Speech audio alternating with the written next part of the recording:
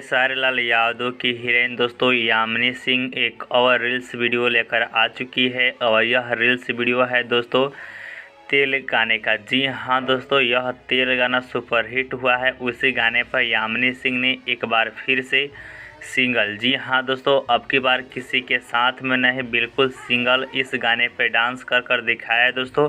और यह reels video जैसे ही आया है उसके बाद से पूरा धमाका हो चुका है भोजपुरी इंटरेस्टिंग में, ठीक है। और यह रील्स वीडियो बहुत ज़्यादा वायरल हो रहा है और आप भी नीचे कमेंट कर बता सकते हैं कि यामिनी सिंह जी का यह रील्स वीडियो कैसा लग रहा है दोस्तों, ठीक है। इस चैनल पर खेसारी लाल यादव जी के रिलेटेड हर एक पल का न्यूज़ सबसे पहले आप सभी दोस्तों के साथ शेयर किया जाता है, इसलिए आप हमारे चैनल को भी ज़रूर से ज़रूर सब्सक्राइब कर रखिए और यह बताना मत भूलिएगा कैसा